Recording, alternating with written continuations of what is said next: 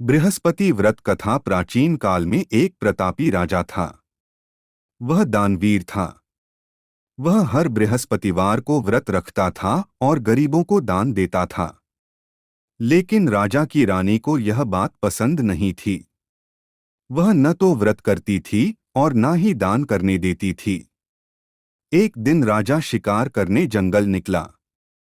रानी अपनी दासी के साथ घर पर ही थीं। उसी समय गुरु बृहस्पतिदेव साधु का रूप धारण कर राजा के दरवाजे पर भिक्षा मांगने आए। लेकिन रानी ने साधु को भिक्षा देने की बजाय टालती रही। साधु ने दोबारा भिक्षा मांगी। रानी ने फिर काम बताकर कहा कि कुछ देर बाद आना। साधु ने कुछ देर बाद फिर भिक्षा मांगी।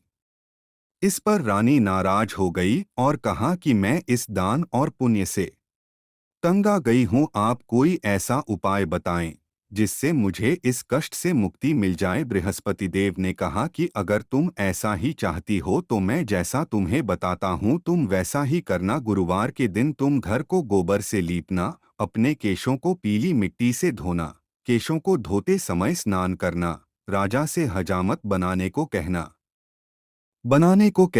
भोजन में मांस मदिरा खाना, कपड़ा धोबी के यहाँ धुलने डालना।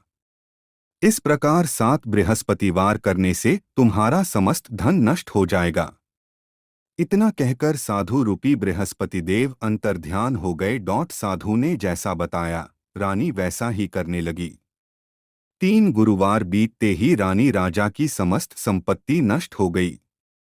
यहाँ तक कि भोजन के भी लाले पड़ गए। घर की ऐसी स्थिति देख राजा दूर देश कमाने चला गया और घर में रानी अकेले रह गई। रानी ने एक दिन अपनी बहन के पास अपनी दासी को भेजा और कहा कि वहां से कुछ मांग ला जिससे घर का काम चल सके। उस दिन गुरुवार था और रानी की बहन बृहस्पति व्रत कथा सुन रही थी। रानी की दासी वहां पहुंचकर और रानी की सारी व्यथा सुनाई। लेकिन रानी की बहन ने कोई जवाब नहीं दिया। ऐसा देखकर रानी की दासी वहां रुके बिना ही वापस चली आई। दासी ने रानी को सारी बात बताई और कहा कि आपकी बहन ने किसी प्रकार की मदद नहीं की। उधन रानी की बहन कथा सुनकर और पूजन समाप्त करके अपनी बहन के घर आई और कहने लगी, बहन, मैं बृहस्पतिवार का व्रत कर रही थी। तुम्हारी दासी मेरे घर आई थी, परंतु जब तक कथा होती है तब तक न तो उठते हैं और न ही बोलते हैं, इसलिए मैं नहीं बोली। कहो दासी क्यों गई थी? रानी ने अपनी सारी व्यथा सुनाई। रानी की बहन ने पूरी बात सुनने के बाद कहा कि देखो बहन, भगवान बृहस्पतिदेव सबकी मनोकामना को पूर्ण करते हैं। देखो, शायद तुम्हारे घर में अनाज रखा हो। पहले तो रानी को विश्वास नहीं हुआ, पर बहन के आग्रह करने पर उसने अपनी दासी को अंदर भेजा तो उसे सचमुच अनाज से भरा एक घड़ा मिल गया।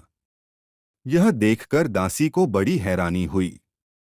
दासी रानी से कहने लगी, हे रानी, जब हमको भोजन नहीं मिलता तो हम व्रत ही तो करते हैं, इसलिए क्यों न इनसे व्रत और कथा की विधि पूछ ली जाए ताकि हम भी व्रत कर सकें। तब रानी ने अपनी बहन से बृहस्पतिवार व्रत के बारे में पूछा। उसकी बहन ने बताया, बृहस्पतिवार के व्रत में चने की दाल और मुनक्का से विष्णु भगवान का केले की जड़ में पूजन करें तथा दीपक जलाएं, व्रत कथा सुने और पीला भोजन ही करें। इससे बृहस्पति देव प्रसन्न होते हैं। व्रत और पूजन विधि बताकर रानी की बहन अपने घर को लौट गई। 7 दिन के बाद जब गुरुवार आया तो रानी और दासी ने व्रत रखा। घुड़साल में जाकर चना और गुड़ लेकर आईं। फिर उससे केले की जड़ तथा विष्णु भगवान का पूजन किया। अब पीला भोजन कहाँ से आए, इस बात को लेकर दोनों बहुत दुखी थे। उन्होंने व्रत रखा था इसलिए बृहस्पति देव उनसे प्रसन्न थे। इसलिए वे एक साधारण व्यक्ति का रूप धारण कर 2 थालों में सुंदर पीला भोजन दासी को दे गए। भोजन पाकर दासी प्रसन्न हुई और फिर रानी के साथ मिलकर भोजन ग्रहण किया। उसके बाद वे सभी गुरुवार को व्रत और पूजन करने लगी। बृहस्पति भगवान की कृपा से उनके पास फिर से धन संपत्ति आ गई। परंतु रानी फिर से पहले की तरह आलस्य करने लगी। तब दासी बोली, देखो रानी, तुम पहले भी इस प्रकार आलस्य करती थी। तुम्हें धन रखने में कष्ट होता था, इस कारण सभी धन नष्ट हो गया, और अब जब भगवान बृहस्पति की कृपा से धन मिला है तो तुम्हें फिर से आलस्य होता है। रानी को समझाते हुए दासी कहती है कि बड़ी मुसीबतों के बाद हमने यह धन पाया है, इसलिए हमें दान पुण्य करना चाहिए, भूखे मनुष्यों को भोजन कराना चाहिए और धन को शुभ कार्यों में खर्च करना चाहिए, जिससे तुम्हारे कुल का यश बढ़ेगा, स्वर्ग की प्राप्ति होगी और पितृ प्रसन्न होंगे। दासी की बात मानकर रानी अपना धन शुभ कार्यों में खर्च करने लगी, जिससे पूरे नगर में उसका यश फैलने लगा।